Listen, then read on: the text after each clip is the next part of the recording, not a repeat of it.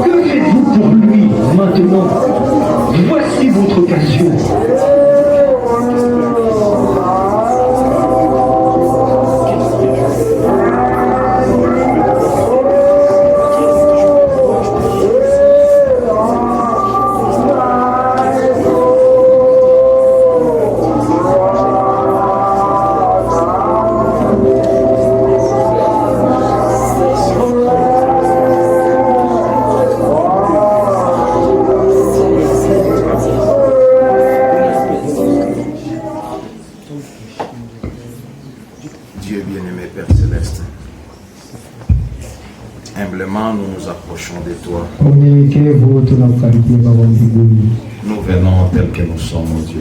Un peuple privilégié.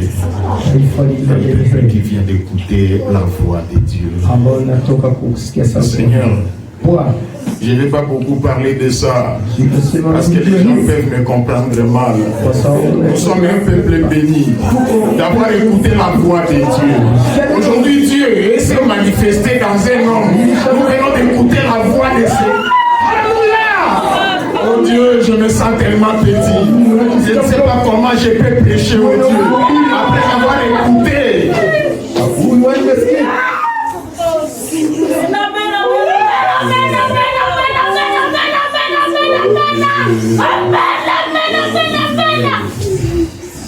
Oh Dieu. Oh Dieu. Je ne sais pas dire que le pasteur Charles a fait du bien, il a fait du mal, mais je me sens tellement petit. Pourquoi il a mis frère Branham? Seigneur, merci, bénis-le. Il a fait bien pour notre frère Branham.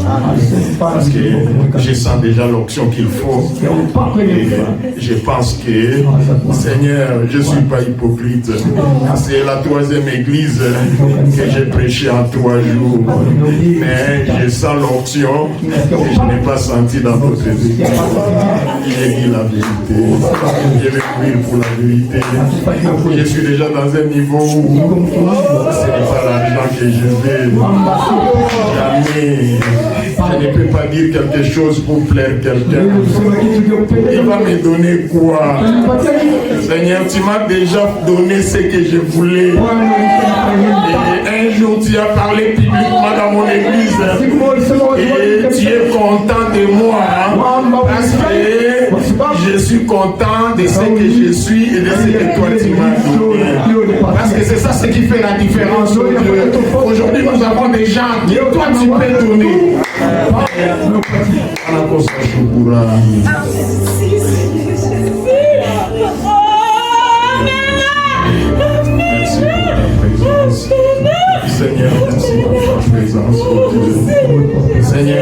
ta fille, touche ton fils, touche ton serviteur, touche-nous, Seigneur, pour que personne ne rentre ici comme nous sommes entrés, que ça se passe spirituellement, que ça se passe physiquement, que ça se passe financièrement. Seigneur, fais quelque chose, que ça se passe matériellement. Oh Dieu, fais quelque chose dans l'action de surnaturel, afin qu'en quittant ici, que ça soit une journée où inoubliable. Amen. Merci parce que tu le fais. Seigneur, ta fille t'a dit merci. Merci. Ta fille t'a dit merci. Ton fils t'a dit aussi merci. Est-ce que quelqu'un peut dire merci? Sous le sang du Seigneur Jésus-Christ. Amen. Vous pouvez vous asseoir. Je vous salue tous. Et précisément du Seigneur Jésus-Christ. C'est votre frère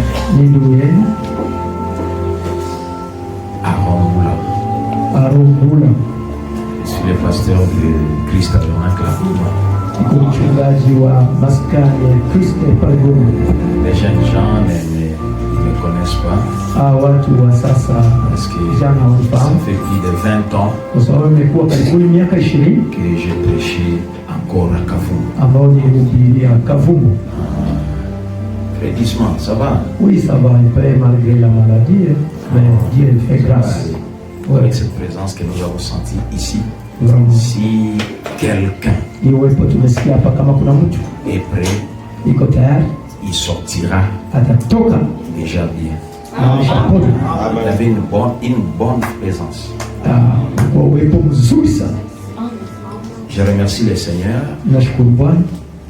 et je remercie le pasteur Charles pour ce privilège qu'il me donne de prêcher à sa place. C'est sa chair, c'est sa place. C'est lui qui devait prêcher. Même s'il donne à un prédicateur, mais ce prédicateur-là, il prêche à sa place. Amen. Amen. Je vais prêcher.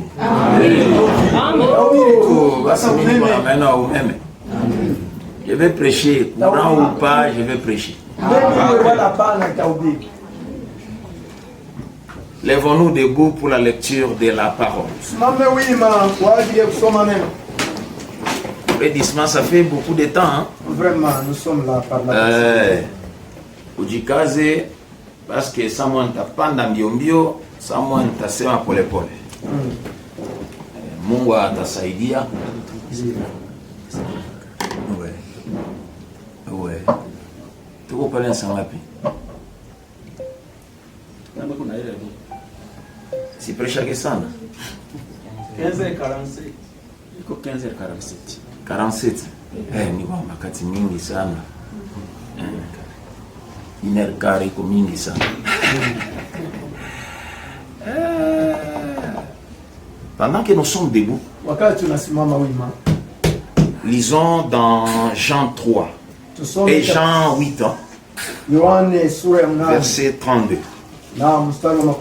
Je vais parler d'un court sujet. Frère Branham l'a parlé. Et je vais aussi en parler de ça. Suivez-moi très bien. Je vais parler sur la démonologie, domaine religieux. Mais mon inspiration, là où je vais naviguer beaucoup, je vais parler sur nous vivons dans un autre âge. Nous vivons ici en haut, dans l'âge de l'épouse. C'est ça mon inspiration. Mon sujet, c'est la démonologie, domaine religieux. Vivre dans l'église, mais on n'est pas dans ce qu'on devait être. On n'est pas sur la prière qu'on devait être. Vraiment. Suivez-moi bien, parfois peut-être je vais parler lentement.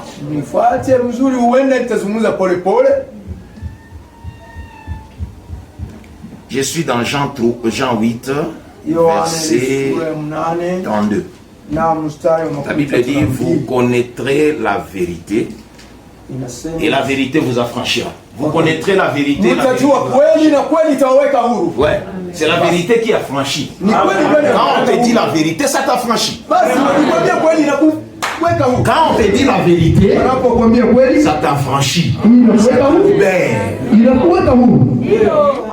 Que Dieu bénisse la lecture de la parole. Vous pouvez vous asseoir. Je vais lire beaucoup pour que je laisse Branham parler. Je suis dans la démonologie. Je prends paragraphe 43 jusqu'à 46. Prêcher à 53. Maintenant,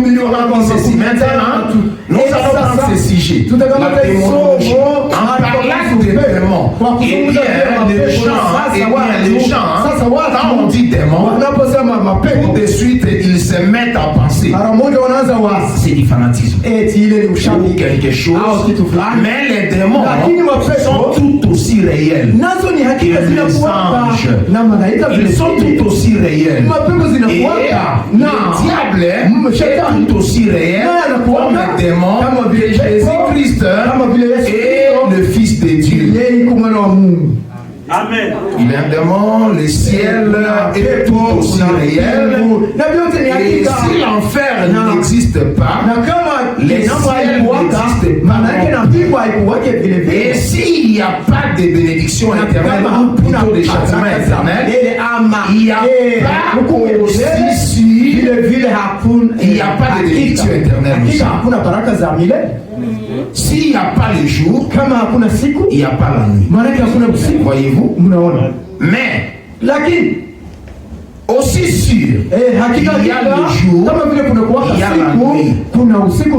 Aussi sûr qu'il y a un chrétien, il va forcément y avoir un hypocrite.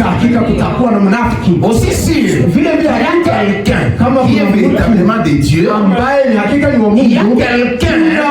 qui va imiter ça.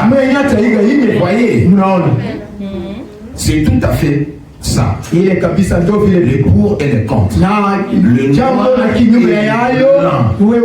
Ainsi de suite comme ça. En toute chose dans la vie. Le vrai et le faux. Et il y a un faux évangile. Il y a un vrai évangile. Il y a un vrai baptême. Et il y a un faux baptême. Il y a un faux semblant. Il y a un vrai. Il y a un vrai dollar américain, il y a un faux dollar américain, il y a un chrétien véritable et un chrétien véritable. Voyez-vous, fait qui est imité. C'est ce qu'on trouve. Alors, toutes choses, elles vont ensemble. Bien, nous ne pouvons pas les séparer. Dieu laisse tomber la pluie. Qu'il me permet de parler un peu de quelque chose ici. Combien y a-t-il de prédicateurs ici? Levez la main. Partout. Les prédicateurs. Levez la main. La main, non? Merci. Eh bien, que Dieu vous bénisse. Maintenant, ne pensez pas ceci comme une doctrine maintenant. Mais juste avant d'aborder ce sujet vital, je vais vous raconter combien il y a des prédicateurs, des pentecôtistes ici. Levez la main. Levez la main. Tous autour, partout. Eh bien, êtes-vous des pentecôtistes? Eh bien, je vais vous raconter ce qui est arrivé la première fois. lorsque la première fois que wakati je me trouvais parmi kwanza niliweza kujikuta katikati yenu dans vos rangs. kwenye mistari J'étais zenu. ici à Indiana, Nilikuwa à hapa un endroit Indiana. appelé Mishawaka. Fasi moja inaita Mishawaka. C'était le premier groupe de pentecôtistes que je voyais. Ils s'appelaient les ensembles pentecôtistes de Jésus. Je crois quelque chose comme ça. Un groupe de gens formidables. Mais ils ont formé ensemble une organisation. Ils s'appelaient les pentecôtistes unis. Ils se sont dissociés des autres à cause d'un désaccord sur le baptême. Ça ne fait pas d'eux des hypocrites. Il y a de nombreux chrétiens véritables. Les vrais chrétiens véritables, nés de nouveau. Parmi eux, et Dieu les a donné le Saint-Esprit à eux qui ont été baptisés dans le nom de Jésus. Et il a donné le Saint-Esprit aux autres qui ont été baptisés dans le nom du Père, Fils et Saint-Esprit. Frère Branham, il anaonyesha que maneno huku banasema hiki huku banasema aba baligawanaka juu ya baptême,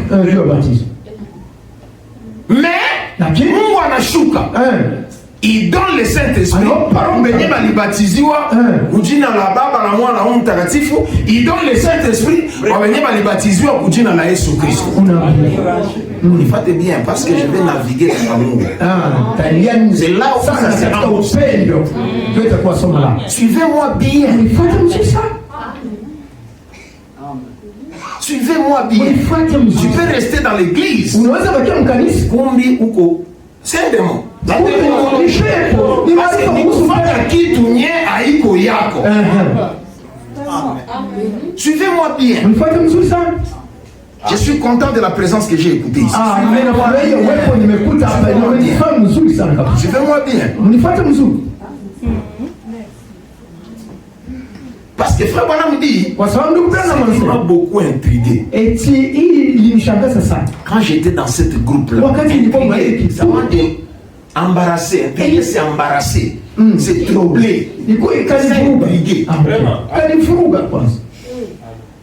À partir de 53, non, paragraphe 53,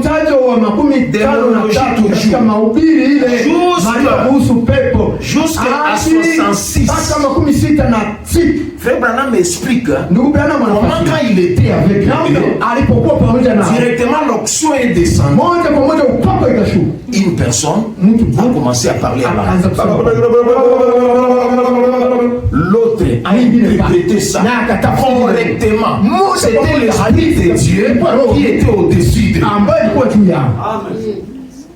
Comme Chambaz a fait Branham, il a dit bon, j'ai ma manière de faire des choses. Quand je vais les saluer, je vais savoir. Frère Branham va saluer l'autre. Il remarque que c'est un véritable chrétien.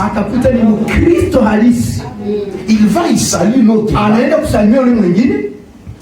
Il remarque que c'est vraiment un hypocrite. Il a sa femme, il a l'autre femme. Il fait même dire, comment maintenant Dieu peut travailler sur ces deux personnes? C'est ça la démonologie.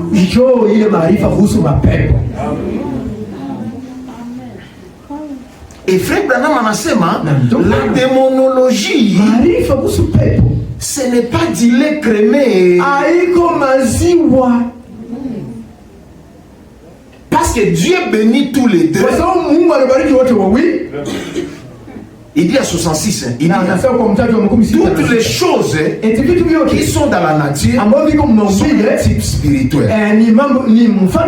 C'est ce que nous enseignons na ile ndio inafundisha. Voilà ce qui en est. Tazama kile La kiko démonologie, maarifa kuhusu les mapepo démons qui imitent le christianisme ambao zinaiga Ukristo et qui reçoivent quand même les bénédictions. na wanapokea baraka vile vile. Ce n'est pas le lait crémé. Haiko maziwa mazuri, Ce n'est pas du lait crémé. haiko maziwa mazuri.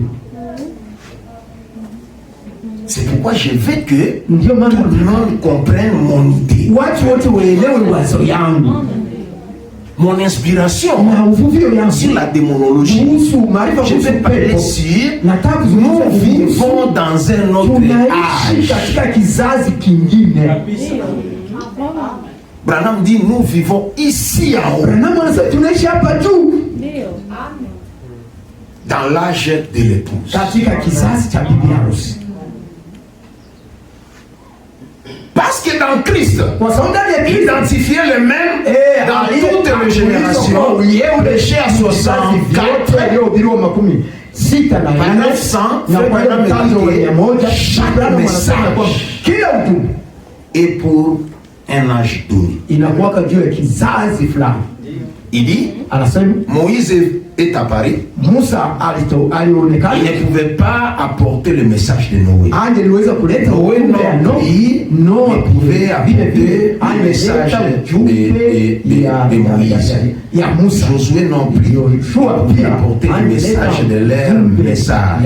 L'un de leurs messages. moja ya ujumbe zao. Et Unaona, chacun d'eux, kila mmoja Isaïe ne wao pouvait Isaya pas angeweza apporter le message d'un autre. ujumbe ya mwingine. Chaque message Kila ujumbe pour un âge donné. ni kwa kizazi fulani. Et Branham dit, Na Branham anasema nous n'avons pas reçu le message de Wesley. si hatukupokea ujumbe wa Wesley, Nous avons reçu tulipokea le ujumbe message ujumbe de cette ère-ci. ya hii wakati. Même prédication, Katika mhubiri yale yale Kristo aliyetambulishwa Paragraphe katika 75 vizazi vyote kwa mstari wa 75 sasa anasema eti lakini à quoi aurait servi à Moïse de venir ingesaidia avec nini le Musa jour de Noé, kuja na ujumbe wakati wa Noa, avec le message de Noé? akija na ujumbe wa Noa, À quoi aurait-il servi à Jean-Baptiste de ingefaidia nini Yohana Mbatizaji venir avec le message de Noé, aje na de Moïse? ujumbe ya Musa? Nous n'avons pas reçu le message de Sanké. Tukupata Nous ujumbe ya n'avons pas reçu Sake, le message de Moudi. tukupata ujumbe ya Muti, Nous avons reçu le message de cette ujumbe ère. ya Isa. Nous n'avons pas reçu le message de Luther, Hatukupokea ujumbe ni ya le message de Wesley. wala ujumbe wa Ils Wesley, étaient tous bien. walikuwa wote wazuri, Mais lakini celui-ci, huyu celui-ci, hii c'était notre jour. ni siku ingine. Celui-ci est une autre promesse. Celui-ci est un autre âge de Kizazi vie. kingine cha kanisa. Et frère Branham me dit, Na ndugu Branham anasema quand on est dans cet âge-là, unapokuwa mwa ile kizazi, Dieu interprète la parole de cet âge. Mungu anatafsiri neno la ile wakati. C'est pourquoi on y fait. Ndio maana mfuata Même prédication. mawili ile Paragraphe 101. kwa mtajo 101. Il dit, Ah, c'est- et l'âge dans lequel nous vivons, Sasa ambayo tunaishi quand ndani, cette parole sera interprétée, wakati neno Dieu litafasiriwa, proclamera cette parole-là Mungu et atatangaza fera ile vivre la neno parole de l'âge na atafanya neno la donnera kizazi ishi, l'interprétation. na halo ndio litaleta tafsiri. Parce que Branham me dit Parce que que beaucoup de gens ya kwamba marchent dans les watu lumières wengi de notre âge. wanatembeaka munuru ya kizazi kingine. Les lumières, c'est une lumière faible. ni nuru dhaifu ya wakati ingine, Une lumière faible. nuru Une dhaifu, légère apparence. matokeo rahisi. Même prédication. Katika mawili ile Paragraphe 110. kwa mtajo wa 100 Il dit, or, itakuwa quand Moïse est venu, wakati Musa alikuja il ne pouvait pas dire, angeweza kusema bon, nous allons construire une arche et sortir d'ici en flottant. na tutoke hapa tukielea. Ça, Ile c'était le message de Noé. ilikuwa ndio ujumbe ya Noa. C'est ça le problème. Ndio shida hii. Et quand Jésus est entré en scène, il a trouvé les Hébreux qui vivaient dans la lumière d'une autre lumière. Et c'est ce qui se passe aujourd'hui. C'est ce qui se passe dans chaque âge. Les gens vivent dans la lumière d'une autre lumière.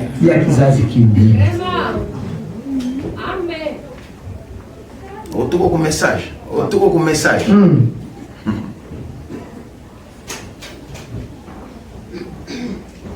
Message, c'est autre chose.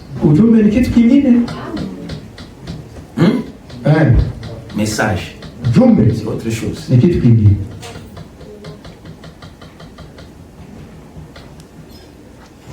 Branham, le message est au âge ingine. Branham, ça oui. Âge ingine. Parce que nous ne sommes pas dans l'âge de Pentecôte. Vraiment. Branham enseignement, si j'apportais le message de Pentecôte, je serais un laodicéen. Moti. Ah, non, c'est pas de ile. Napenda hii. Ok. Bon, on tafsiri Moti. Parce que problème est mahubiri yangu iko hapo.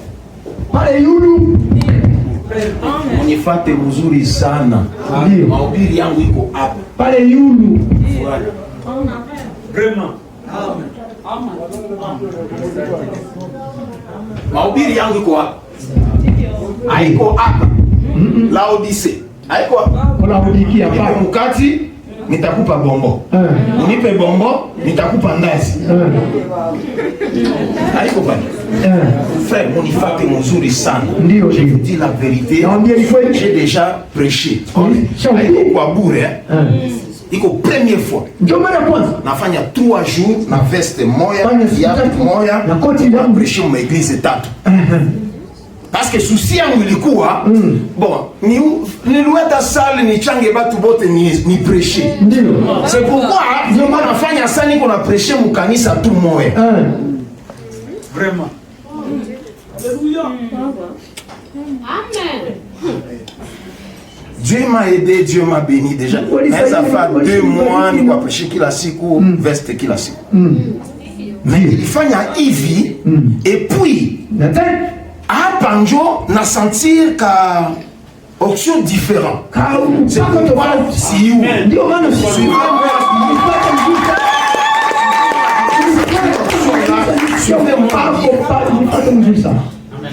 Branham dit, si je venais avec un message de la Pentecôte,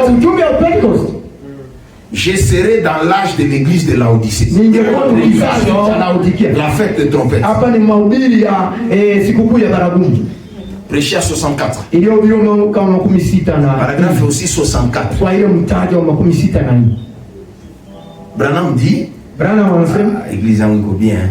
Hapa kama aisha nirudishia iti kwa eti anasema nini pa Igrizi yangu na fuyo sana nikasema frère Branham dit ya baba kaidi kwa eti anasema nini pa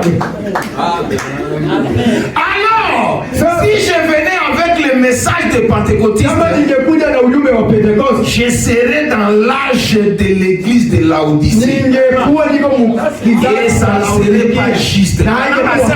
Ça ne serait pas juste. Ah, Branham, on a kutuambia nini? Oui. Oui. Parce que message ya Branham njo ile Bible inasema mu Apocalypse 3:20. Et je me tiens à la porte, je frappe. Branham asema ce n'est pas l'individu, c'est le message de l'âge. Quand Jésus a frappé à la porte de Laodicée n'a pas ouvert. C'est là où Frère Branham a prêché, sortir du camp. Donc on peut sortir de Laodicée pour suivre. Merci Seigneur. Ah, Frère Branham, tutatoka hapa tena.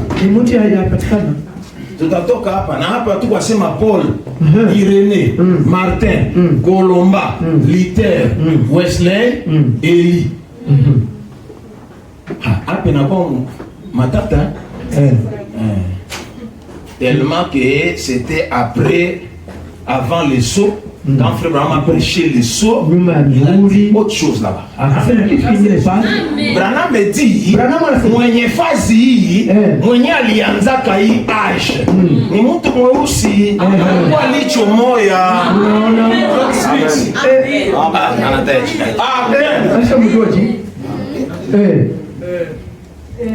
Je suis dans la prédication, les seuls lieux d'adoration. Quel Dieu a pourvu. Prêcher à 55. Paragraphe 90 à 91. Il en est ainsi pour l'âge dans lequel nous vivons. Nous devons découvrir la manière de Dieu de s'y prendre pour cet âge. C'est ce que Martin Luther avait trouvé. C'est ce que John Wesley avait trouvé. C'est ce que les pentecôtistes ont trouvé dans leur âge. L'âge et le temps de Dieu pour faire la chose. Eh bien, les pentecôtistes, ses frères, l'un, je crois que il était mort. Un frère de couleur qui en a en réalité commencé le message de Pentecôte en Californie sur la vieille rue d'Azusa. Vraiment. C'est pourquoi Frère Branham enseignement, ni kabale tête ni le message. Aïda quoi na effet, t'as quoi sans effet. Ça c'est juste. C'est dans les lieux d'adoration. Les seuls lieux d'adoration qui sont. Chant 65, paragraphe 88. Il dit, si je vous apportais un message méthodiste, il n'aura aucun effet sur vous. Ceci est le temps de l'épouse. Amen. Ceci, c'est le temps de l'épouse. Branham anasema wakati tuko naishi hapa ni wakati nye inatubidi tutoke hapa. Attention mes citations. Il dit on doit quitter la Pentecôte.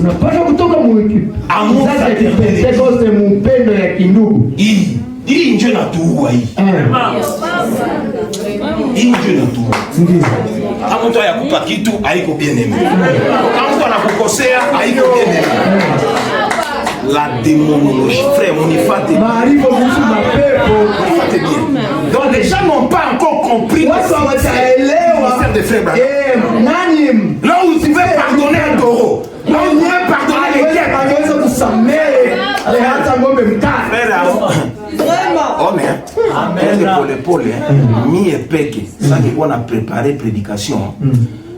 Najiona wabure parce que inasema neno la Mungu ni kisu ya ngamvu mbili. Donc niko akata hivi kwa nirudilia. Tuendelee tu mtaona ke bon saa zingine na mie na nyie. Mtu ana kitu. Continue. Tuendelee kabisa. Amen. Branham dit ceci dans la prédication, l'enlèvement. L'enlèvement. Le chien 65. Ma citation, tout y a yulu. Pale ndio anatuambia tu como age épouse. Anasema naenda yake. 64 65. Paragraphe 40. Branham dit ceci. Oh! Combien est-ce passé si Moïse était venu et apporter le message de Noé? Nous allons construire une arche et nous mettre à flotter sur les Nil. Cela n'aurait pas marché. Et le message de Jésus n'aurait pas non plus marché pour Moïse. Et le message de Wesley na ujumbe wa Wesley ne marchera non plus nao haitatembea kamwe pour Luther. kwa Luther. Et le message de Luther Ujumbe ya Luther pour Wesley. kwa Wesley Vice versa. vile vile. Et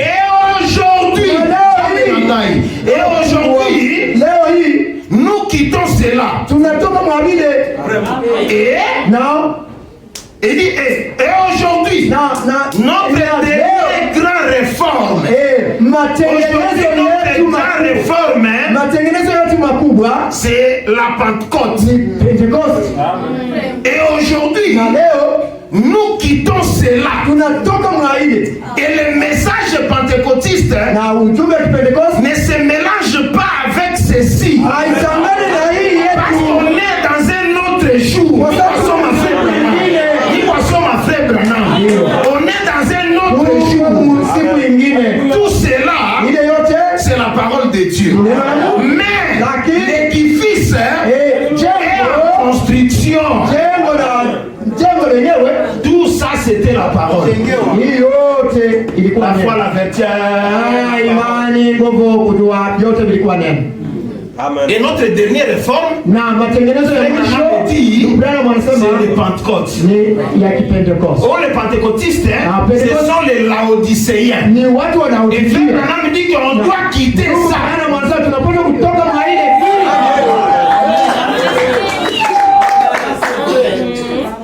Mais l'édifice est en construction. Lakini jengo liko linaendelea En kujengwa. commençant des pieds, Kuanzia hapa kumiguu, en commençant des pieds, kuanzia kumiguu puis les bras, na mkono en montant, kwa kupanda. pour former une épouse. Kuunda bibi ya harusi. L'enlèvement. Juu ya kunyakuliwa. Hapa kunyakuliwa C'est ici. ni hapa juu.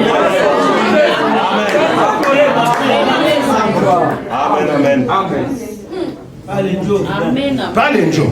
Amen. L'enlèvement n'y a pas. Kunyakuliwa ni Hii na kitu mwaba kutia pale. Hapa mimi napenda hii. La foi, la vertu, la connaissance, la tempérance, la patience, la piété, imani, l'amour nguvu, fraternel. kujua, kiasina. Il y a l'espace ici, on écrit le Saint-Esprit. C'est pourquoi frère Branham, la citation que je vais lire là-bas, il dit, Ila mtajo umesoma pale anasema vous vous dites, je suis pentecôtiste, niko Pentecoste. ça me satisfait. Eti natosheka na hiyo. Branham dit, moi ça ne me satisfait Ila pas. nao wanasema na mimi sitosheki. J'ai reçu le Saint-Esprit, Nilipokea Roho Mtakatifu. mes problèmes sont finis. Na Branham shida zangu dit, zimeisha. moi ça n'a pas réglé les problèmes. Mimi Je dois monter nitapata. en haut, en haut, en haut. Je suis dans la prédication, Niko katika parler à l'aigle.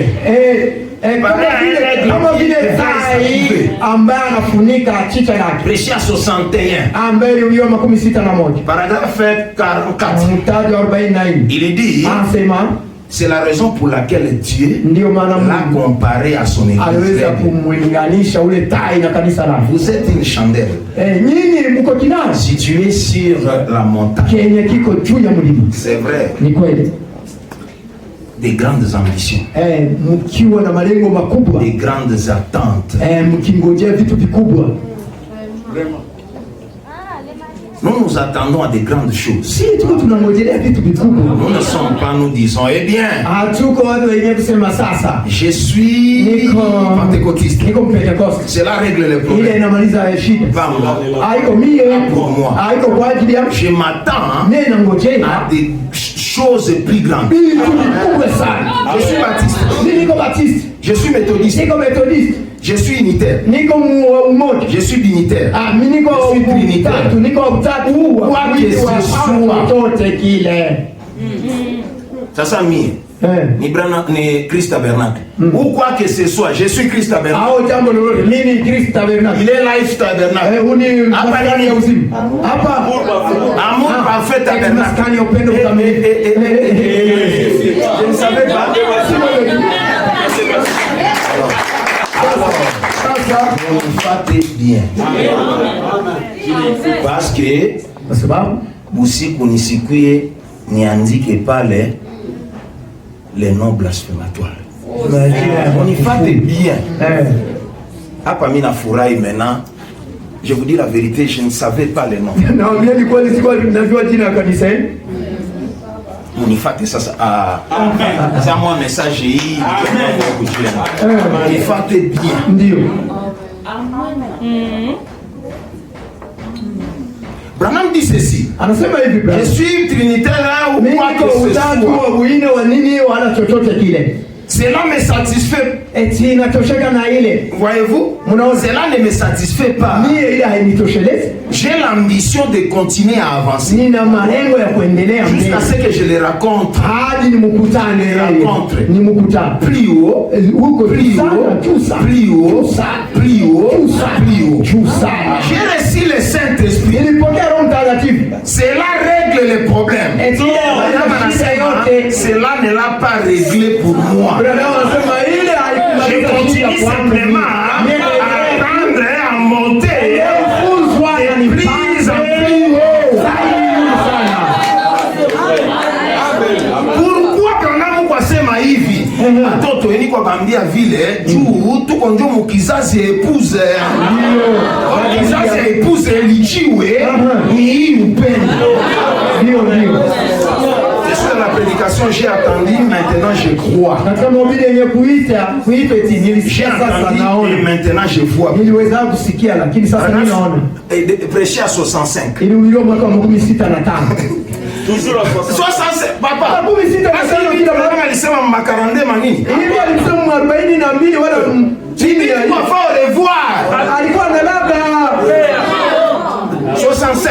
Paragraphe 187. Maintenant, cela commence à se retirer. Les balles, et les balles commencent à apparaître. Ce n'est pas l'âge, ce n'est pas un âge pentecôtiste. Quand on parle pentecôtiste, c'est l'Odyssée. Je vous ai dit la citation. Ce n'est pas l'âge pentecôtiste. C'est l'âge du dernier jour. C'est l'âge de l'épouse. C'est la lumière du soir. C'est le moment où Malachie doit être accompli selon les desseins de Dieu. C'est Luc 17 qui doit s'accomplir.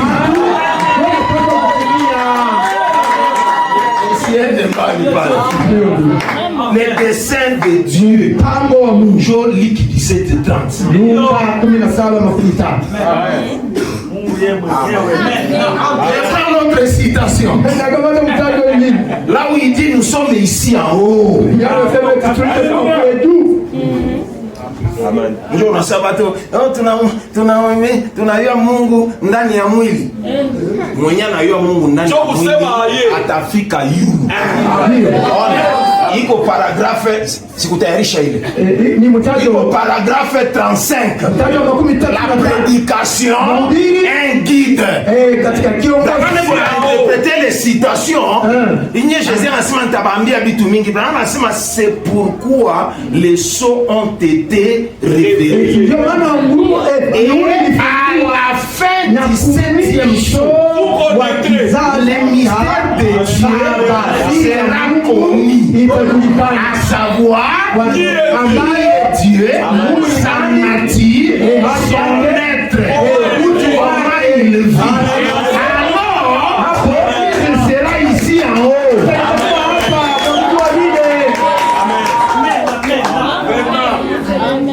Pour préparer les hachas, nous sommes les événements modernes rendus clairs par la prophétie. Paragraphe 56. Branham dit ceci. Branham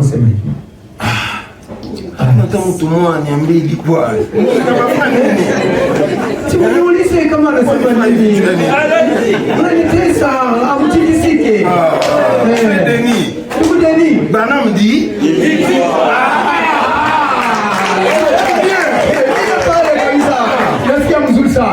nous ne vivons pas dans l'âge pentecôtiste. Nous vivons dans un autre âge. Voyez-vous, nous ne vivons pas dans l'âge méthodiste. Nous vivons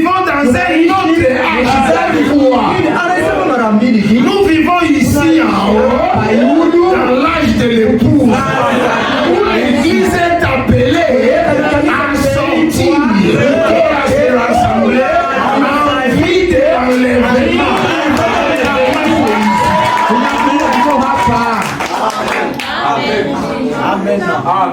Ici. Amen. Branham anasema Église kuna yote leo kenye Église nakosa c'est l'amour divin.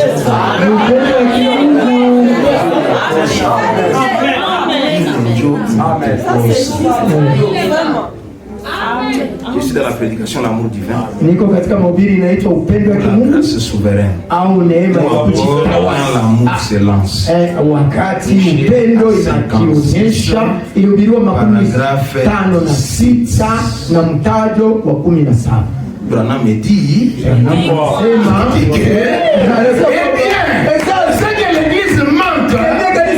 c'est l'amour divin. Je ne vais pas dire l'amour lié à l'affection les uns envers les autres. Ni coupe biscuit, ni tandazi, ni chocolat,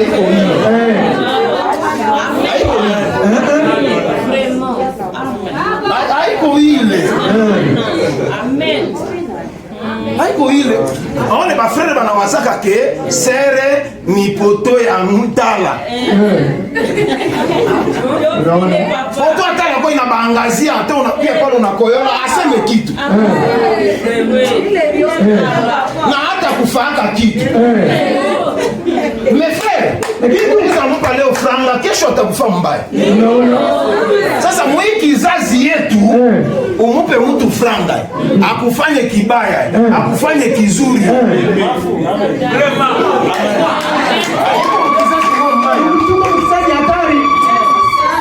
Branham dit, je ne vais pas dire l'amour lié à l'affection les uns envers les autres. Je vais dire l'amour agapao, amour divin. Et ayez cela en abondance dans votre cœur. Jusqu'à ce que vous aimez le Seigneur. Oh! Branham anasema amour fraternel na amour agapao ni différent. Leo tuko na maproblemu nye atupende kusamea akusamee mtu na sikulalaka na bibi yako siku ntalala na bibi yako natasoma citation Frère Branham anasema amour agapao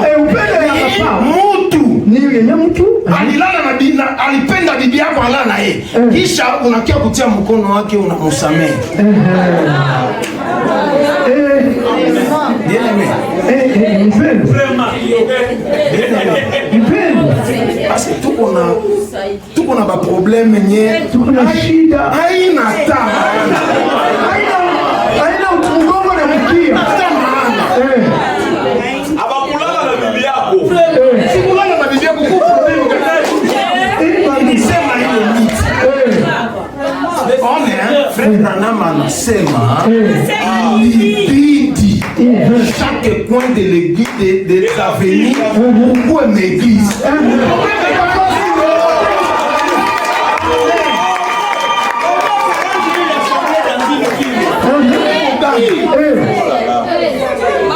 Pastor Baruti baba ubarikiwe kwenye huko.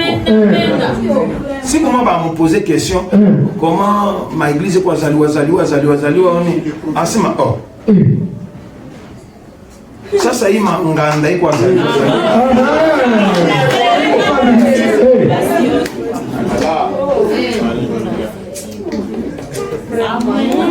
Je suis dans la prédication Jésus-Christ le même hier, aujourd'hui, éternellement. Prêché à 49. Prêché à 55.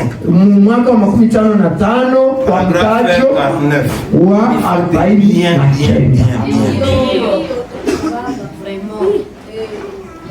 Les voici venir, les vêtements pleins de vertus.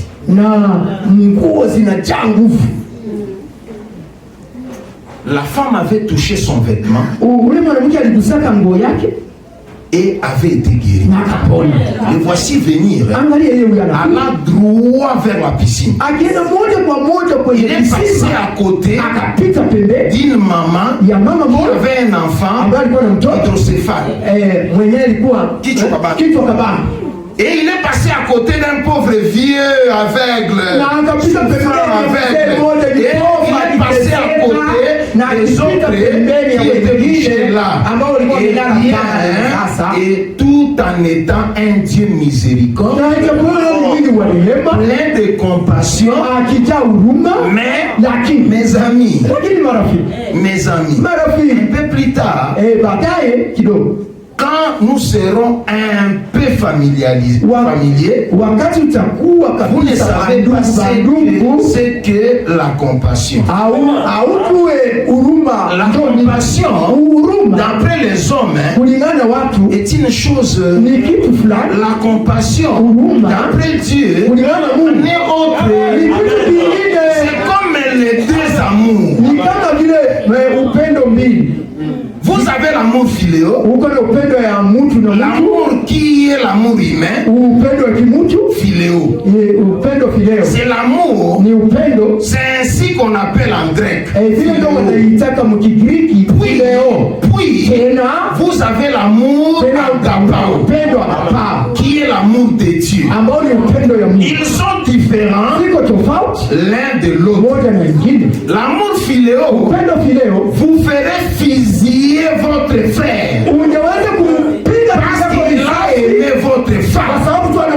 Mais l'amour agapao vous ferez passer la main et appuyer pour lui. C'est totalement différent.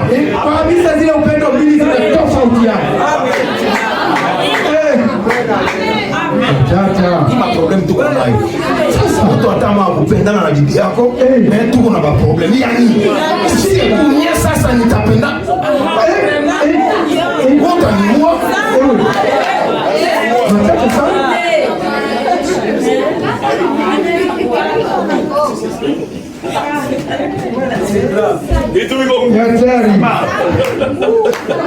Nzambe na brangana.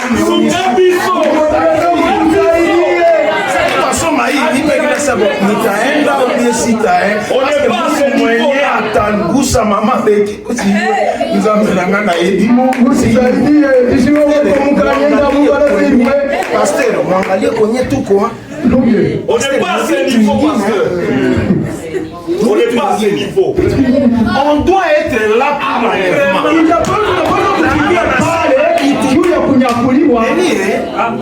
Prenez un principe. Nous sommes deuxième citation. Donc, frère, dit que vous devez aimer votre ennemi. Je suis dans l'amour. Je suis à 58.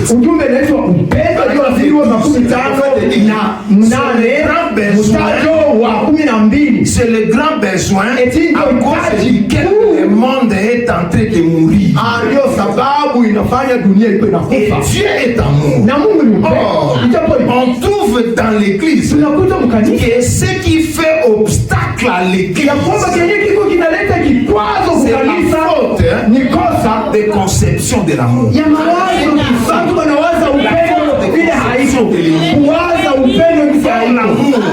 Il existe deux différents types de véritables amour. L'un d'eux est appelé en grec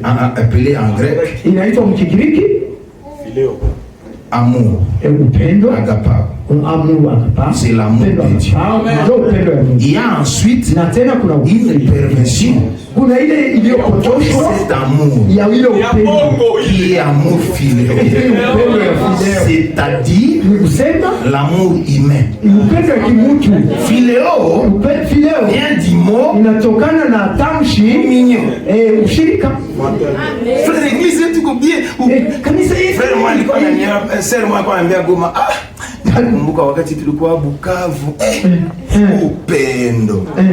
Leo uende Bukavu. Uone kama iko.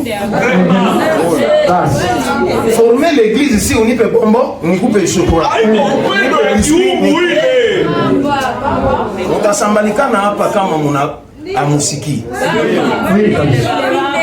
Former l'église, kidogo inakuwa kosa ni hatari. Idi fileo Anasema hii fileo inatokana na tamshi kushikiana. Upendo fileo, c'est cet amour que vous avez pour votre femme. Si un homme flirtait avec elle ou l'insulter, vous lui ferez sauter la cervelle pour cela. C'est ce qui fera l'amour filéo. Il est accompagné de jalousie et beaucoup d'autres choses qui sont associées. Dans les filets. Beaucoup d'autres choses.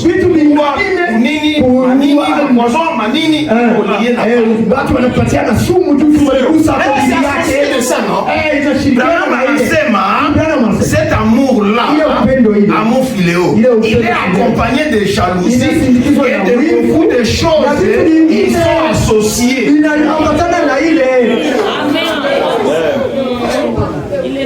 Mais l'amour agapao, vous ferez à prier pour l'âme pécheresse de cet homme.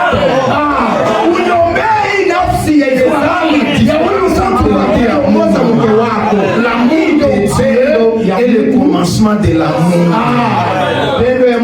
C'est la fontaine de l'amour. Et c'est ce qui manque à l'église aujourd'hui. C'est véritable amour agapao qui vous ferait aimer vos ennemis.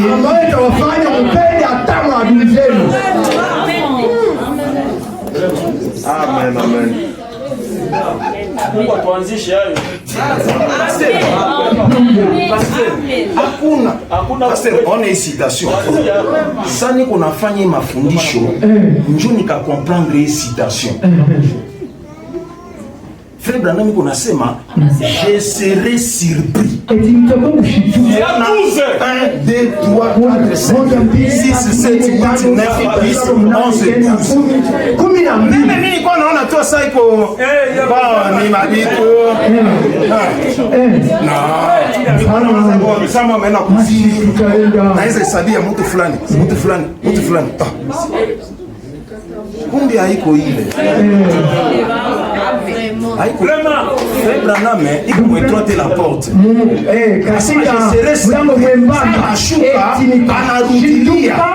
avez ça sans l'amour, papa, Branham qu'on a raison. Aone 10 personnes. Nani ata béni. Mais de nous, dans la Bible, il y a un problème. On est déjà que selon Frère Branham, c'est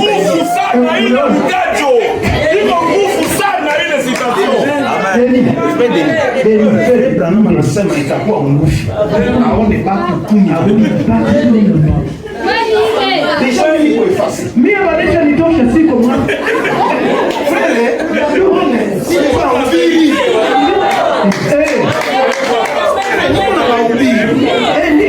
C'est très grave. Quand moi-même j'ai médité. Wakati nilikuwa naitafakari na nasema kuna raison.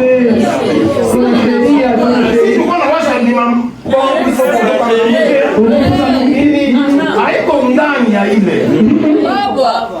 Haiko na basi enlèvement iko njoo hapa yu. Hapa yu. Au sommet de la pyramide. Vraiment. Étroitez la porte. Katika ujumbe inaitwa mlango ni mwembamba. Prêchez à 59. Iliyohubiriwa 59 kwa mtajo wa 85 jusqu'à 93. Hadi 93. Il dit ceci. Ce qui arriva du temps de Noé. Iliyotokea wakati ya Noa. Combien ont été sauvés? Wangapi waliweza kuokolewa? Du temps de Noé. Wakati ya Noa. Si cette génération là. Kwa ile kizazi 8 millions. Il a dit cela arrivera de même.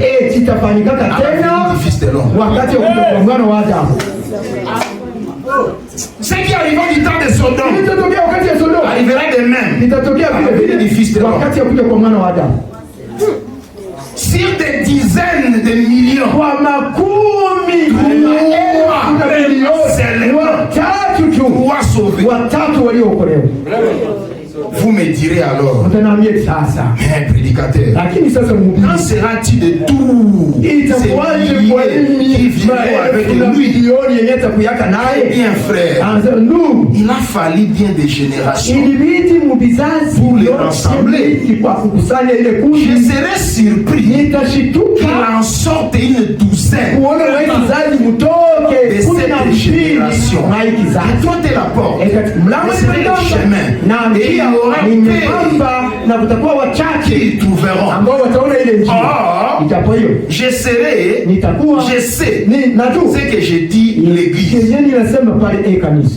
Si vous faites inscrire votre nom sur les registres et devenir membre, alors vous êtes en ordre. Il n'existe pas de telle écriture. Si tout le monde qui a son nom dans les registres, il y aura des milliers de milliards.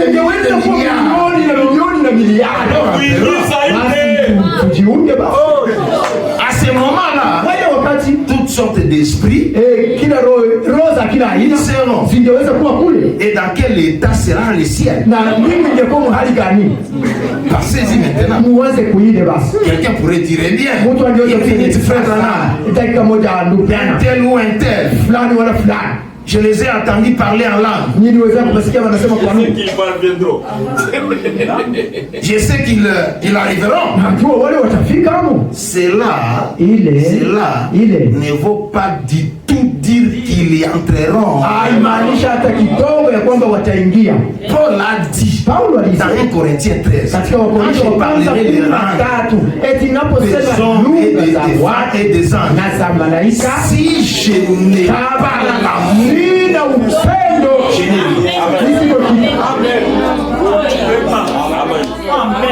donc ça fait vraiment qu'on sema nitashanga la 12 Branham qu'on sema juu ya amour. Frère Denis, on est pasteur nasema kitu moja, nasema Mungu afe ianze. Kaenda Goma kule wa corona bibi yangu, bon mi déjà sitaenda. Bon, si yo kama ukamugusa vale hapa pasteur atasema merci. Si you muone comment mwi église déjà mi na pasteur quoi il n'a pas déjà problème. Bon, si yo ka frère Denis atetika ba muguse bibi yangu. Tout comme ma problème ya ba biscuit na ba bonbon na mango na bio frère Denis tungali hapo. Je voulais vraiment qu'on réfléchisse ça. Je voulais vraiment qu'on réfléchisse. J'ai quitté chez moi seulement avec un message comme ça. Amen. Frère, parfois bato abakonaka tabu nye tulipata mwi mungini njo mkwa favile.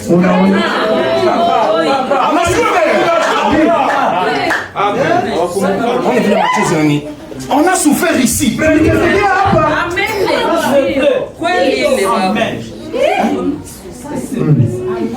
Pasteur, pourquoi vous ne pouvez pas commencer ici à pardonner les gens? Comme ça, vous ne pouvez pas. Pasteur Charles, pourquoi vous faites ça? Pourquoi vous faites? On a que non qui vous touche bien. Tout comme habite. Pourquoi vous faites ça? Pourquoi? Pourquoi vous faites ça? Vous voulez que les gens vous demandent pardon? Pardonnez les gens sans même vous demander pardon. On ne peut pas évoluer comme ça. On ne peut pas évoluer.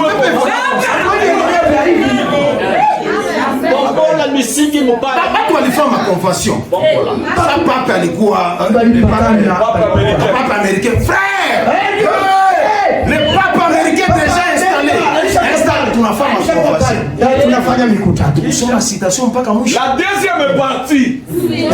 Citation mpaka mwisho. Branham anasema sasa mtaona banatia papa américain. Alors hapo batu batatoka huku na huku, les véritables croyants. C'est ça. Branham anasema batakuwa cimenté na Amen. acha nisome. Confession. Mbona hii ingine hamkuiangalia? Les actes du Saint-Esprit. Katika Péché ujumbe 54. matendo ya Roho Mtakatifu ile iliyohubiriwa mwaka wa 55 mtajo wa 57. Unaona wewe ndio unasema pastor wewe vile unampendaka Branham papa nisimupende sana yeye ile maneno ya 50 inakuwa kutimia. C'est pourquoi wakati anasema que je vois wasi wazi kwa sema je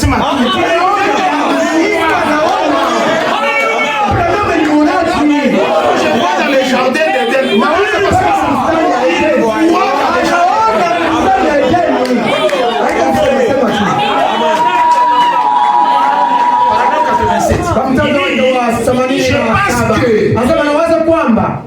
L'un de ces glorieux jours, dans cette confédération unie des églises se rassemblera, et que le nouveau pape sortira des États-Unis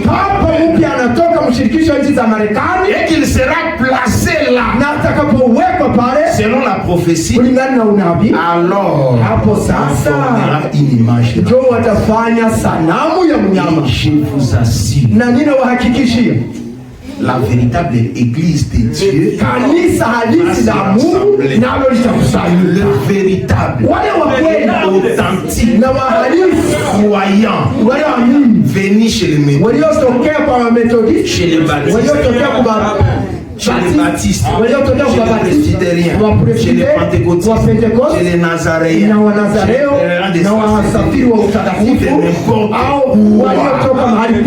se rassembleront et ils seront cimentés par l'amour de Dieu et ça formera comme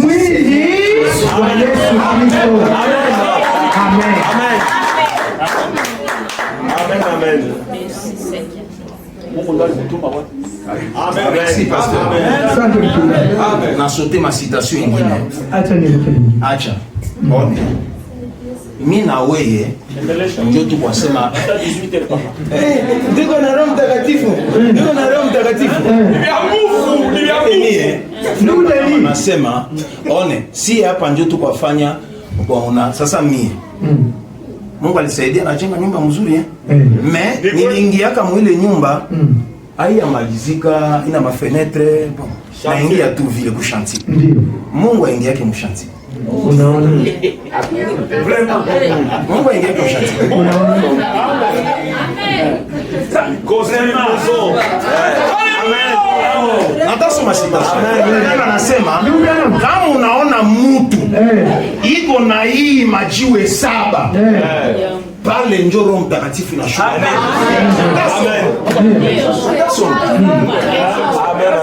Natasoma. Ndio. Kama haiko hii Roho Mtakatifu njo hii jiwe hii njo kwa sema njo Roho Mtakatifu. Ndio. Amen. Amen.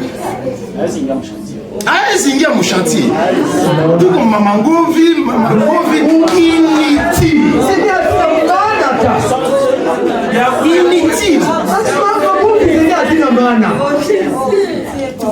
Inutile.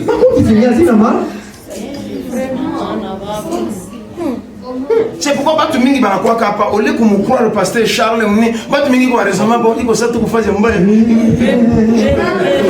niko kuona zani kwa sima mawazo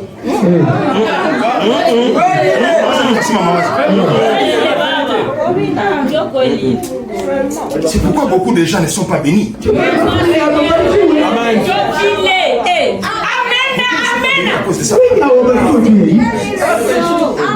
Amen.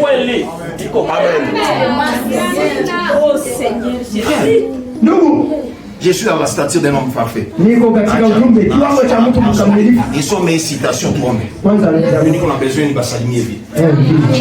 Acha, ils sont mes citations. Je laisse les autres. naacha vizuri Écoute, hein, la stature d'un homme parfait. katika ujumbe kiwango cha mtu mkamilifu. Prêché à 62. Paragraphe Mwaka wa 341 à 340. mtacho wa 341 hadi 342. Il dit, voyez-vous, il n'était pas exigé de ces gens la même chose que les autres. Il n'était pas exigé celui-ci la même chose que celui-là. Voyez-vous?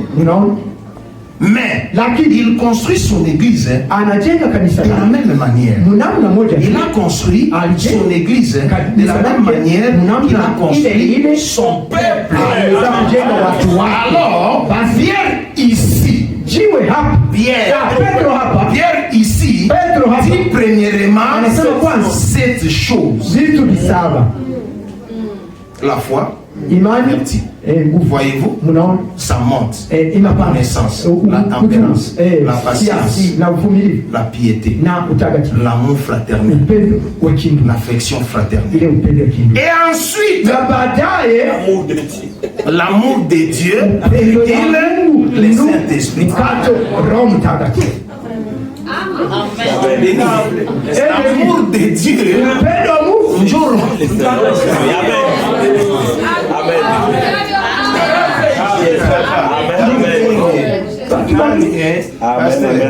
Unaelewa? Abraham kasema je serai surpris. L'amour de Dieu, c'est ça le Saint-Esprit. Ensuite, l'amour de Dieu, le Saint-Esprit. Christ, dans la personne du Saint-Esprit, vient sur vous dans le vrai baptême du Saint-Esprit. Et vous avez toutes ces vertus scellées en vous. Alors, Dieu vit dans un tabernacle appelé l'édifice. Le tabernacle vivant dit Dieu, l'habitation du Dieu vivant. Quand un homme possède ce genre de choses, alors le Saint-Esprit vient sur lui. Papa, Dieu. Unaanza mamujengo machuki manini tuko na Roho Mtakatifu.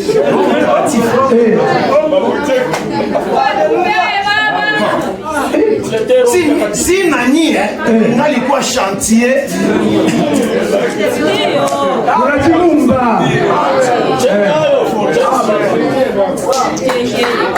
jana nilikuwa kwa pasteur iko nyumba ya bien wakati mimi nilingia. Papa niko ambia meno kweli. C'est vrai, Dieu a fait si you kama pasteur moya iko na nyumba sana. Si you.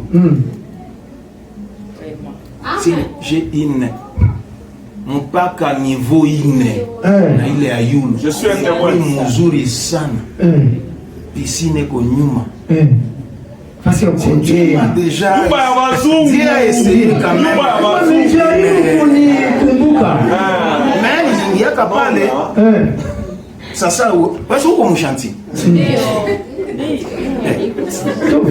frère Mungu hawezi kia kushantie hawezi kuya il faut y aimer kitu yote naenea mtu iko na imani kuna hii amen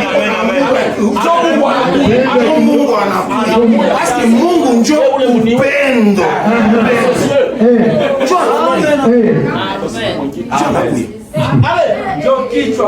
mie Mungu Abraham anisaidie parce que kufatana na mahubiri bon inanivuruga si you en tout cas je sais pas peut-être Dieu veut que nikule madime bon je sais pas si bien aimé je ne sais pas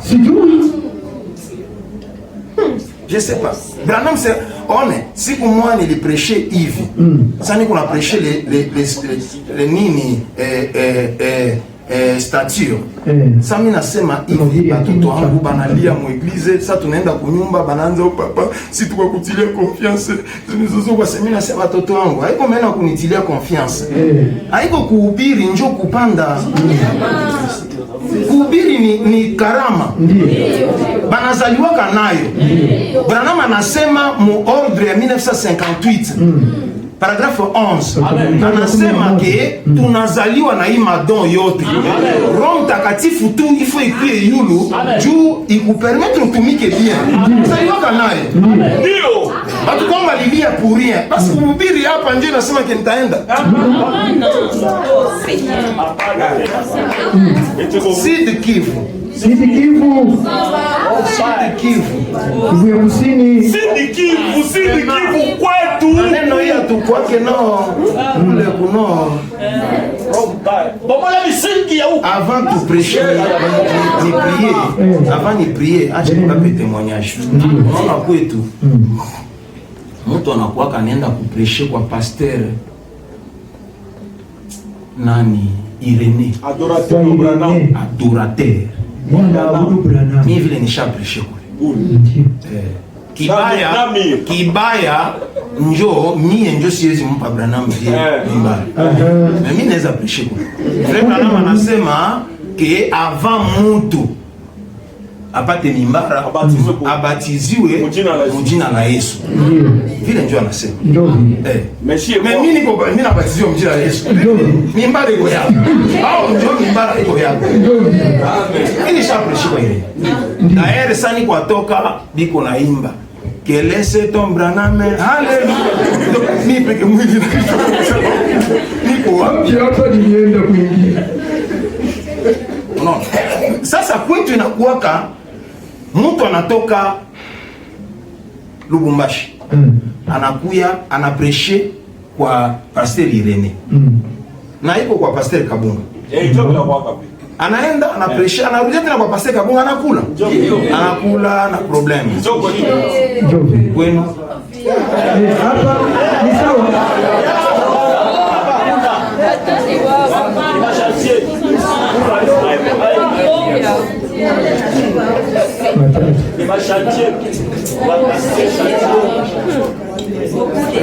Branham dit je serai si.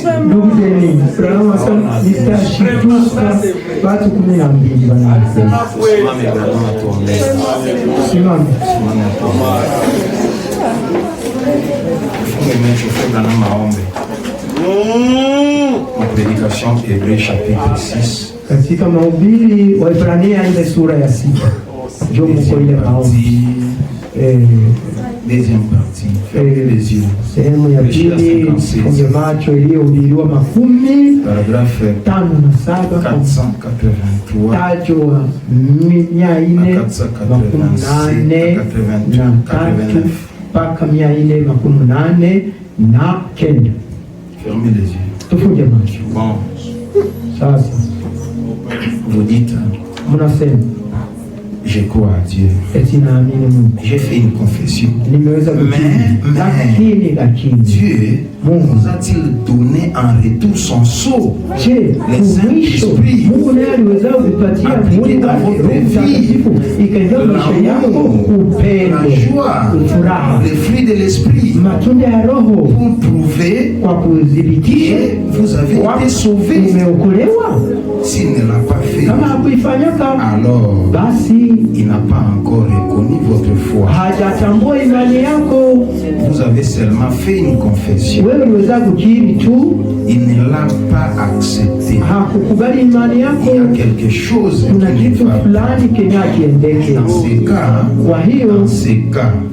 Dans ces cas, aimeriez-vous le recevoir? Levez la main. S'il y a quelqu'un d'autre, avant que nous prions, que Dieu te bénisse, jeune fille. Que Dieu te bénisse là au fond. Vous aussi, vous bénisse. Très bien. Quelqu'un d'autre? Juste avant que je prie. Très bien. Que Dieu te bénisse, sœur. Que Dieu te bénisse, frère. Que Que Dieu te bénisse, frère. Que Dieu te bénisse, mon frère. C'est ça.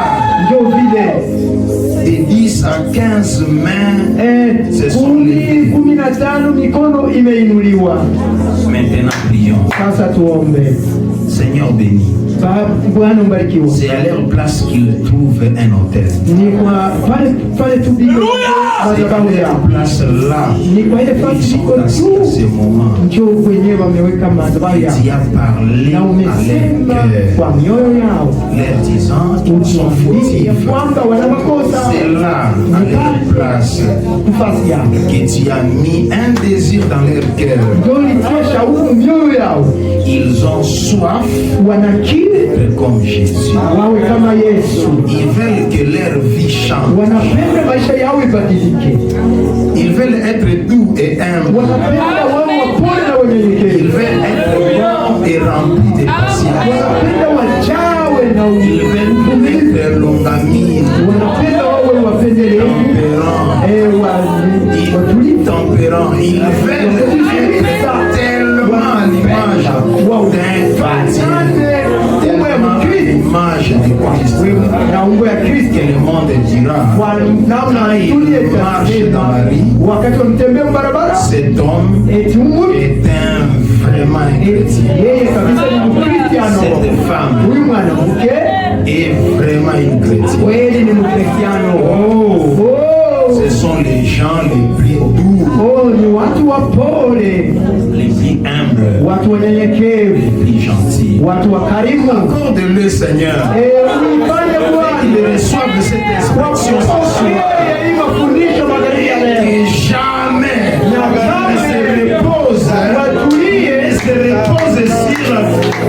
qu'il ne se repose sur les talents qu'il exerce à l'église.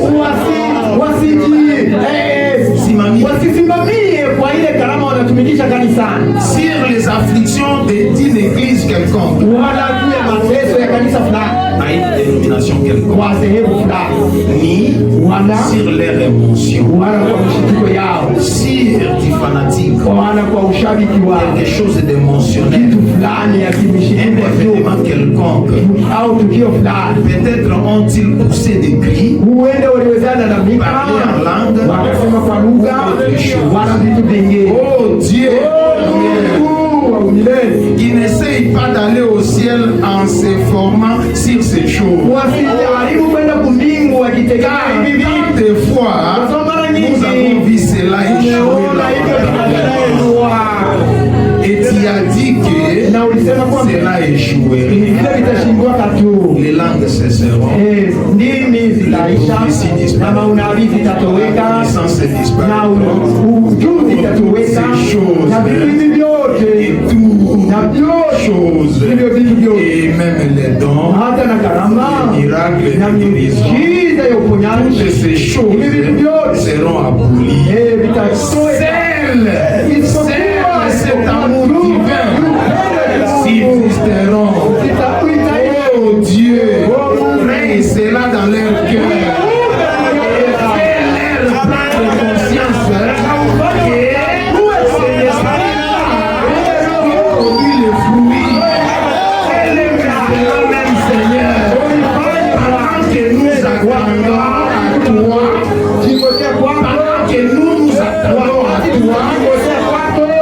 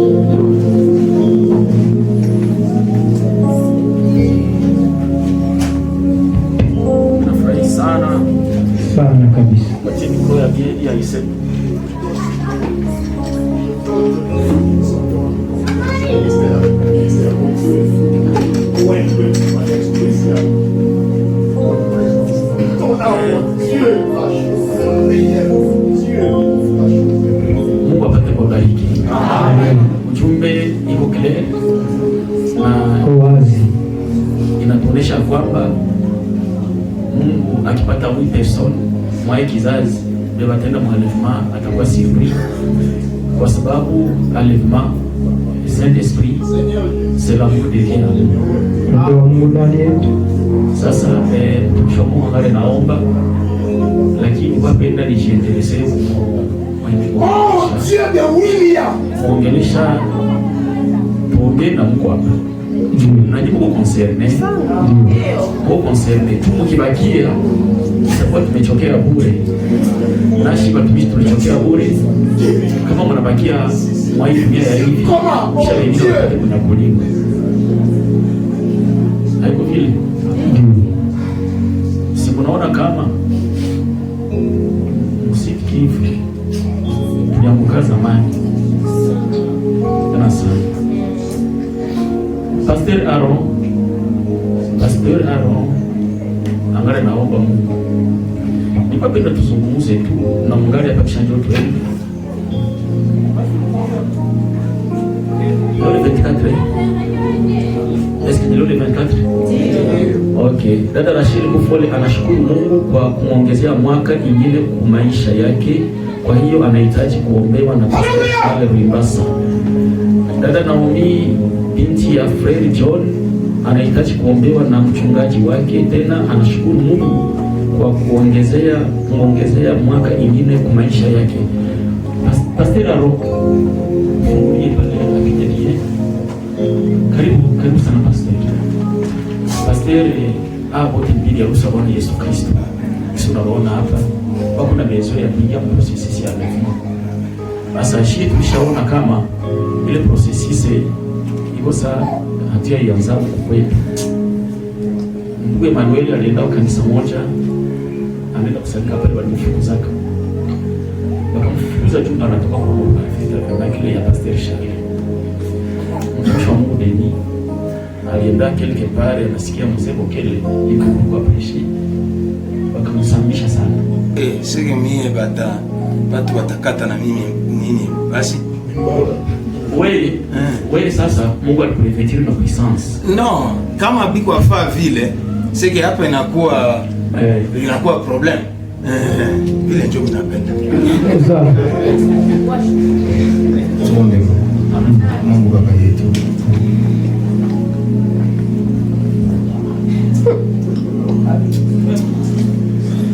Hitaji inasomewa. Unajua hitaji ya kila ndugu na dada, sio tu hitaji na iache mikononi mwako, ulete jibu. Baba, Braname anatoka kutuombea. Sasa napenda kufanya kitu fulani, unikubalie ile kitu Señor. Ulie niombe na takuisabia. Juu ya nini Pastor Aaron? Juu Branham anasema kubiblia haikulomba bamupike mutu fimbo 40, ilibidi bamupike 39. Juu Branham anasema magonjwa principal iko 39. Sasa Baba, unayua mashida nye iko ndani ya kanisa, ikuwe ya kiroho, ikuwe ya kimwili, ikuwe ya mapato, ikuwe ya nini. Hivi mimi nataka kuisabia 1 mpaka 39. Alors unayua 2 ni nini, 7 ni nini, 16 ni nini, unayua. Amen. 1, 2, 3,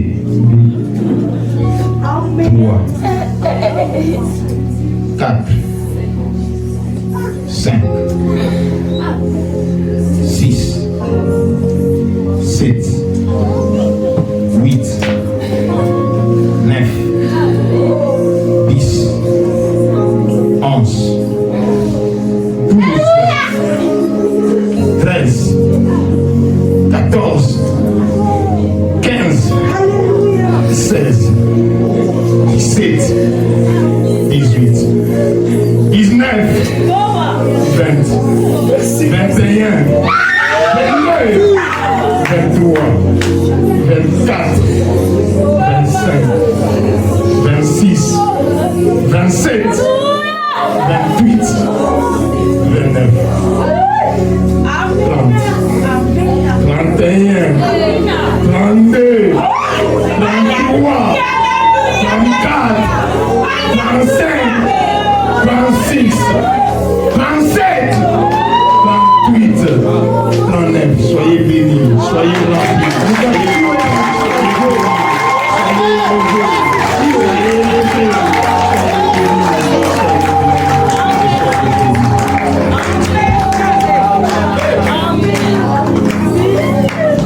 Mungu apewe sifa. Malaika sasa nipataombewa juu ya kueleza baraka.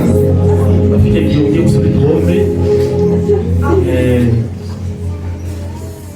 Frere hamtaenda kiongea. Nikala kwanza. Tuzungumze kidogo hata sasa hivi nikisikia. Pande basi.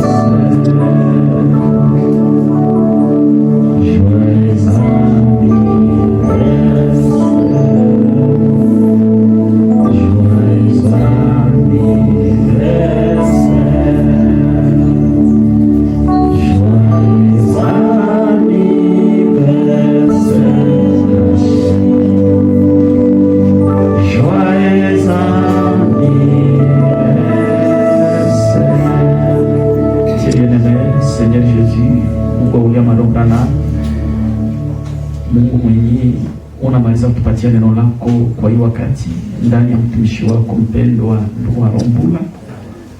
Upewe sifa kututumia nabii William Arombula. Amen. Bariki huyu binti, umjaze nguvu, maisha marefu ya salama na amani. Umshike mkono, muongoze wewe mwenyewe, umchunge, upate kwa assurance yake, protection yake. Mjina lako Bwana Yesu Kristo siku zote za maisha yake hapa dunia. Amen. Seigneur Jésus, bariki huyu binti, umpatie avenir ya mzuri, umpatie vile anakulomba maisha, msamehe na kosa na kila dhambi, umjaze kwa Roho Mtakatifu. Tunakuomba mjina la Bwana Yesu Kristo. Amen. Basi hivi tunamaliza ibada yetu, ili watabakia tu hapa ni watumishi wa Mungu, na shida nyingine tunarudia nyumbani. Mungu awabariki. Jina la Yesu Kristo. Amen.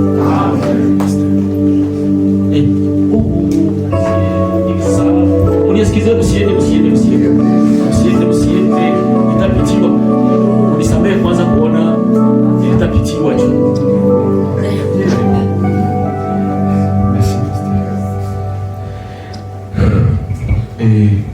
Mungu awabariki. Amen. Na wasalimu katika jina la Yesu Kristo. Amen. Kwa kweli neno yenye hii mahubiri ya mchungaji alikuwa anahubiri tangia tulikuya Kitamiti hapa kwa kanisa kwa pastor hapa, iko na bi option moja hivi nyingine ya kipekee. Basi hata mimi ndaenda hatani naika ndaihubiri kwangu sababu inanigusa mu dimension nyingine moja hivi. Basi ni kwa ile tu, nashukuru. Usiku zinakuja pastor, nawaza nitakaribia na mimi hatani kuja sana. Ataki. Amen. Mungu awabariki katika jina la Yesu.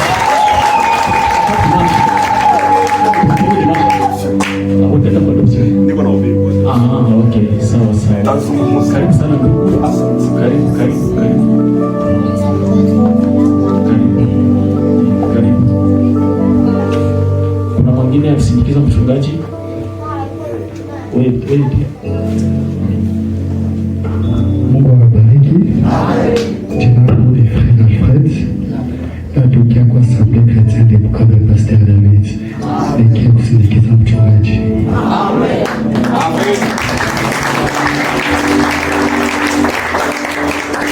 Amen. Amen. Amen.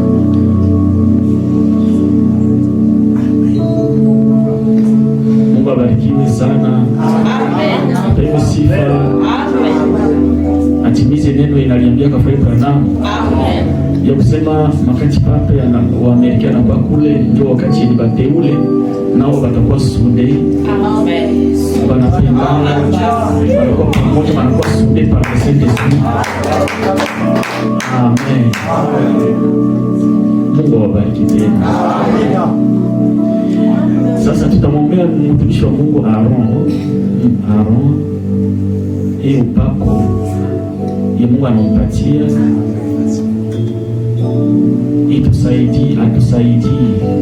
Mungu atusaidie kupitia yeye, abomole misingi za mbaya za misingi za chuki na zile misingi ziko ndio mba pastor. Na siwezi ogopa kusema hivi. Siogope kusema hivi. Ni ba pastor ndio wako na misingi ya mbaya ya chuki na ndio ndio wako na transfer ndani ya mabredi. Na ndio vile mabredi mingi habataenda kuni. Balishafika swata a des milliers de kilomètres. Ni sisi wachungaji wa Sud Kivu ndio roho mbaya.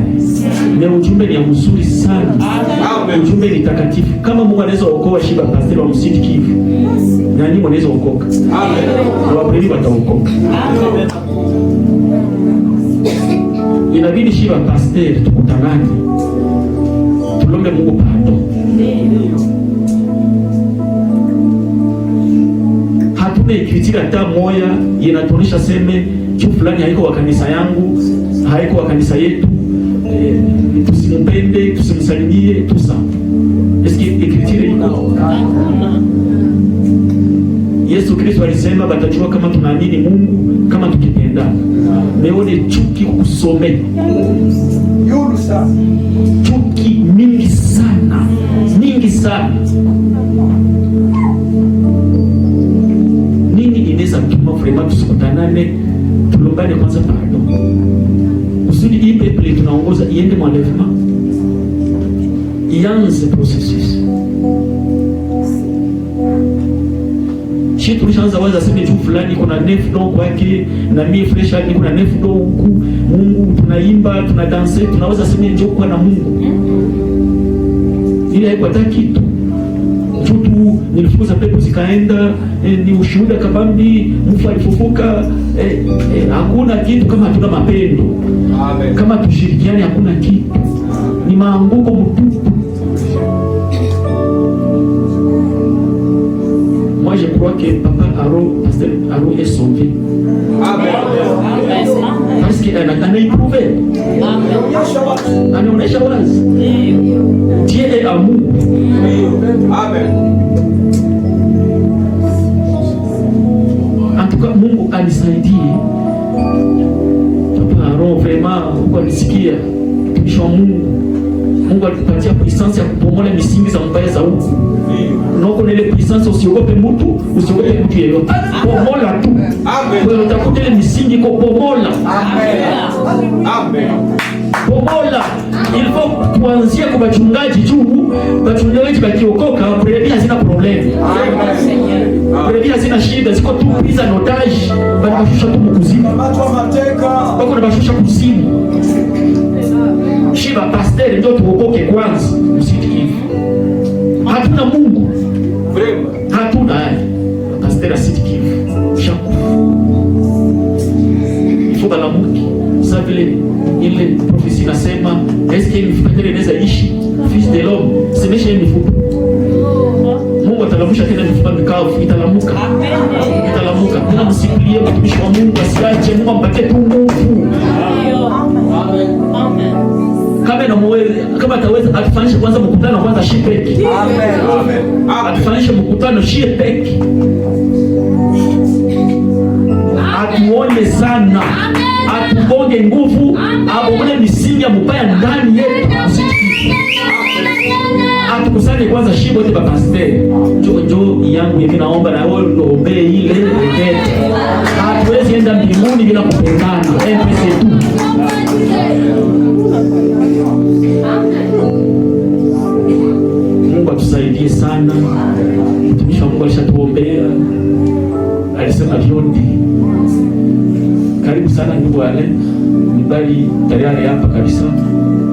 vile. Karibu sana. Hatuwa fanatiki wa mtu. Oh, nikifika kwa kanisa fulani atakwazika, akwazike. Na mapepo zake, akwazike. Tuta avancer avec Dieu. Mbona sisi sana shukaka kati yetu akwazikake. Sasa mtu anakwazike. Mungu apewe sifa. Mimi najisikia niko tayari. Ishi neno, usiogope mtu. Est-ce unasikia? Usiogope mtu. Mtu ni échec. L'homme c'était un échec pour commencer. La parole. Alléluia. Moïse hakuogopaka. Sino angeogopa hange tosha watoto wa Israeli. Alikuwa na mapingamizi. Yesu hakuogopaka. Paulo hakuogopaka. William Branham hakuogopa Mungu. Na sisi tusiogope Mungu. Tusiogope zile. Amen. Sema neno ya Mungu, avancer avec la parole dans la Mungu. C'est tout. Amen. Ndio vile. Amen. Tuko hapa kwa ajili ya Yesu Kristo na ndio maana tunaita tupendane. Tumeshanguka kisha kwa kuishi. Moi je pense qu'il fallait passer barrete kwanza kuishi. Bashirudie kwanza hapo. Amen. Mungu atusaidie. Amen. Dieu va nous aider. Mungu atatusaidia. Sema prière. Alors que Dieu vous bénisse. Amen. Ale karibu. Asante. Na wewe utatuombea kwa kutoka na tusha kusamehe. Est-ce que vous samehe? Watu wanapeleka mahabari nao. Watu wabaya sana. Walikwambia nini kusema mbaya? Walikwambia nini kusema mbaya? Hapana. Na kweli kama niko faiblesse yangu, watu wanajua kama ni kweli, hauna droit kusema. Na wao hauna droit kusema, na kweli hauna droit kusema. C'est tout. Bali kwa masikini.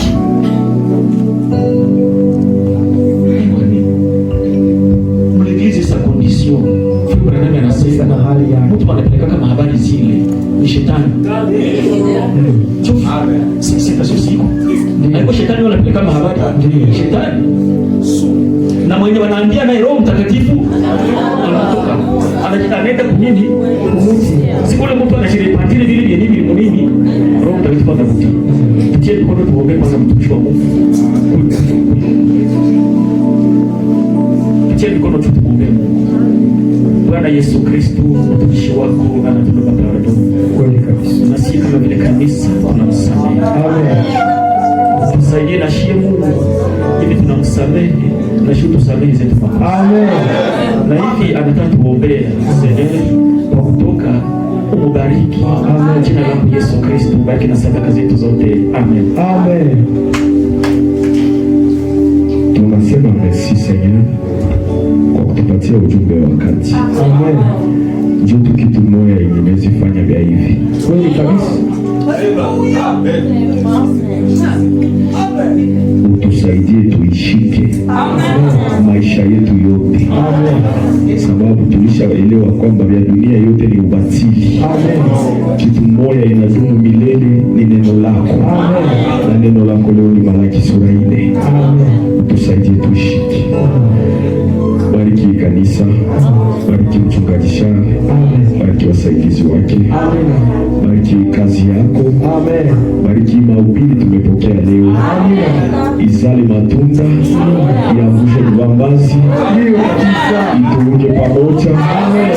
Ikuwe mwanzo ya misingi ya vita ikaanza kwa hii profesa yetu. Amen. Mimi nakushukuru kwa ile veo umefanya. Amen. Sababu kusudi wewe ubadilishe kitu unaanzaka tu pole pole. Kweli kabisa. Bariki pastor Aaron kwa hii mahubiri. Amen. Tumupake tena. Amen. Tusaidie sote. Amen. Tuweze kuwa mitume wa upendo. Amen. Amen. Wafuasi wa Kristo. Amen. Na kioo yako hapa dunia. Amen. Urudie Tulishapokea baraka. Amen. Kila mmoja azifikishe kwake mnyumba. Amen. Na kama watoto wiko mbali sibafate kwenye biko. Amen. Na kama mko mashida kwenye ziko zifate ile mashida. Amen. Sababu kala muselasi inatatuaka maprobleme zote. Haleluya. Amen. Karama ya upendo ya nabii iliendaka ikamaliza vita ya Finland na Russie. Imalize vita mwa ICT. Au nom de Jésus. Merci Seigneur. Utinasi chini ya alama yako katika jina la Yesu Kristo tunaomba hivi. Amen. Amen. Mungu Aparo, Mungu akubariki. Asema banapenda tena bakuone yako. Ungali mule. Ungali mule. Haiko. Iko. Iko rasikia. Asema banapenda bakuone yako tena. Haiko. Mwangalie kule nje. Asema banapenda tena bakuangalie tena.